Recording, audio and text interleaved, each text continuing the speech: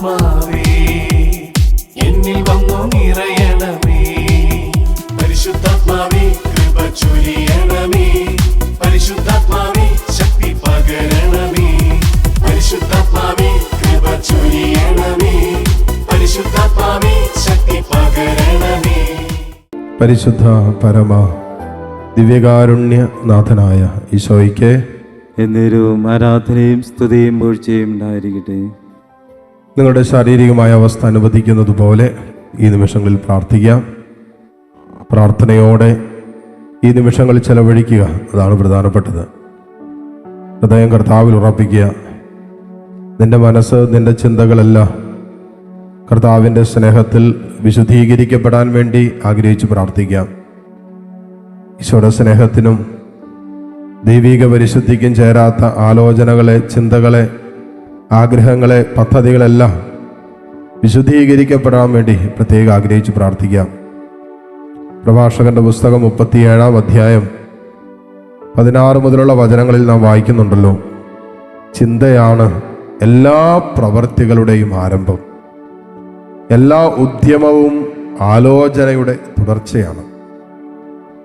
ചിന്തയാണ് എല്ലാ പ്രവൃത്തിയുടെയും ആരംഭം. എല്ലാ ഉദ്യമവും ആലോചനയുടെ തുടർച്ചയാണ്.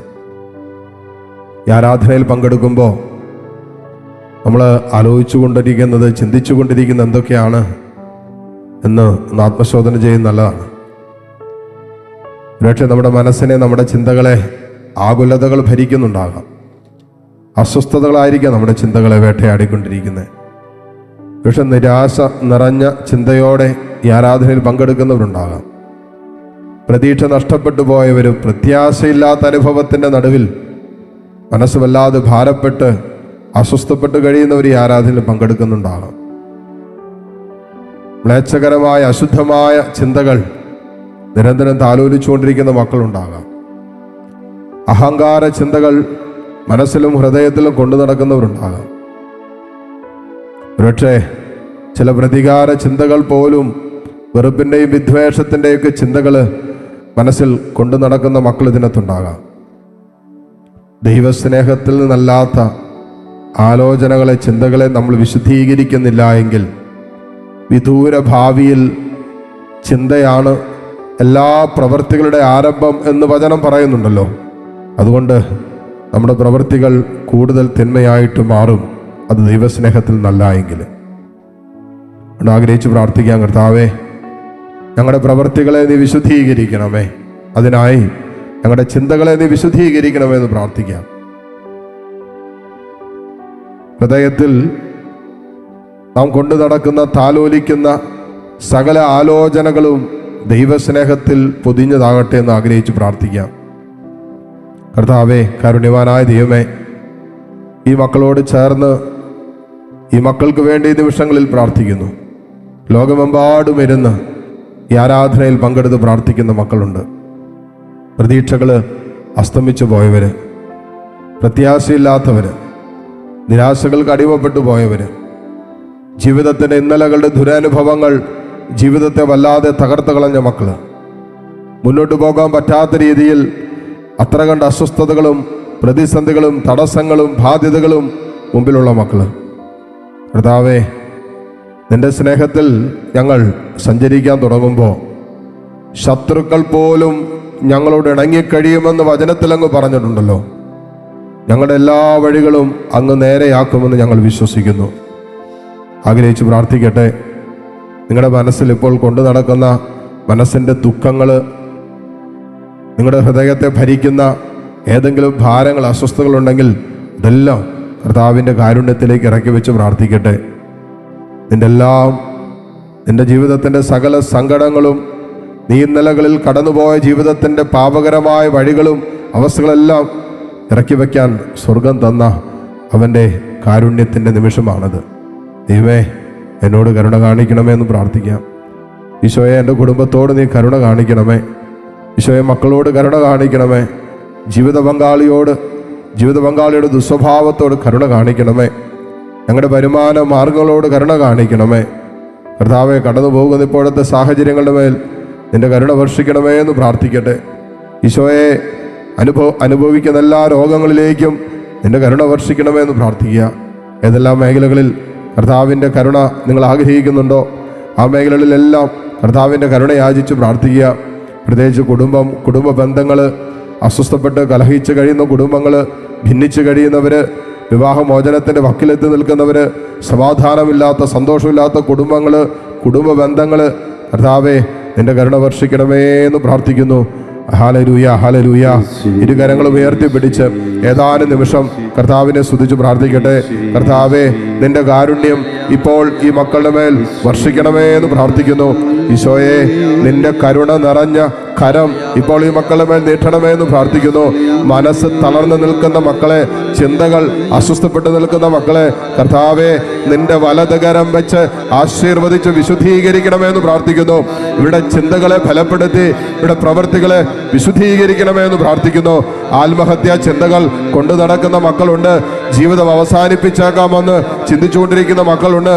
മുന്നോട്ട് പോകാൻ ഒരു വഴിയില്ലല്ലോ, ജീവിക്കാൻ ഒരു ഗതിയില്ലല്ലോ എന്നൊക്കെ പറഞ്ഞ് സ്വയം ശപിച്ചും നിരാശയ്ക്കും ആകുലതകൾക്കും അടിമപ്പെട്ട് കഴിയുന്ന മക്കളുണ്ട്.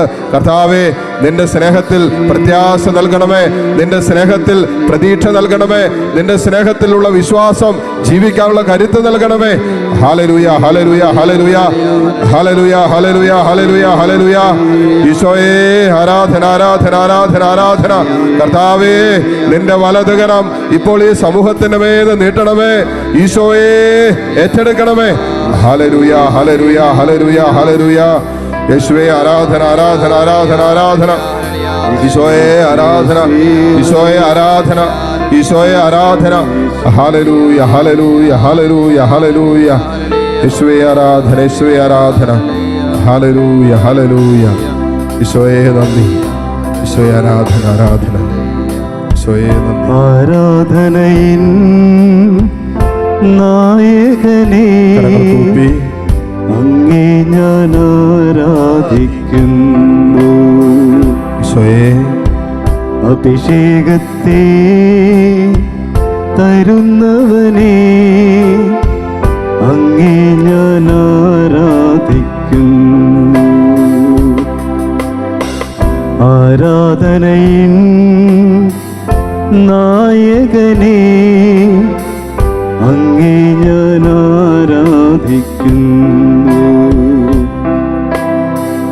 അഭിഷേകത്തെ തരുന്നവനേ അങ്ങേ ഞാൻ ആരാധിക്കുന്നു. ഹല്ലേലൂയ,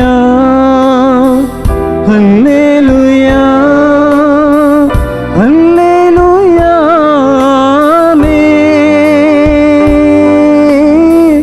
ഹല്ലേലൂയ, ഹല്ലേലൂയ, ഹല്ലേലൂയ.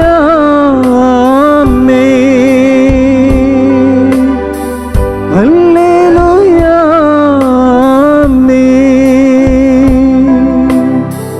ഹല്ലേലൂയ.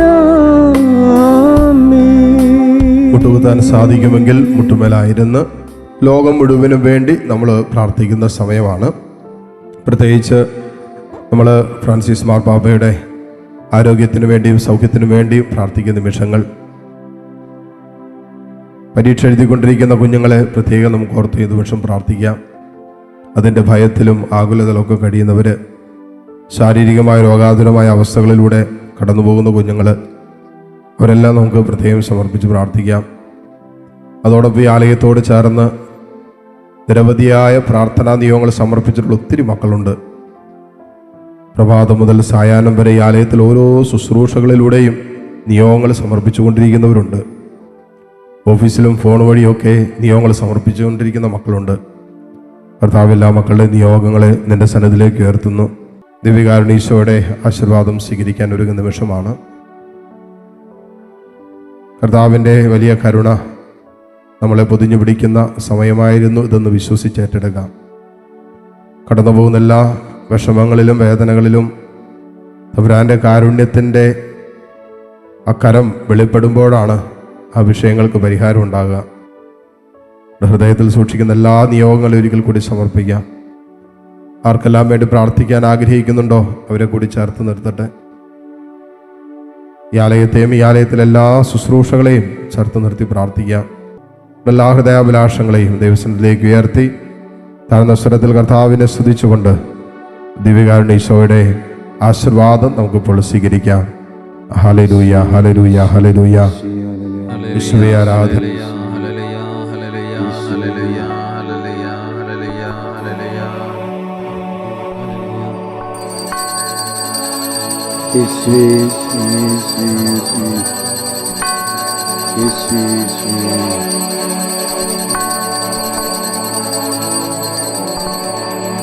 പരിശുദ്ധ പരമമാ ദിവ്യകാരുണ്യമേ, എന്നുമെന്നും അങ്ങേക്ക് ആരാധന. പരിശുദ്ധ പരമമാ ദിവ്യകാരുണ്യമേ, എന്നുമെന്നും അങ്ങേക്ക് ആരാധന.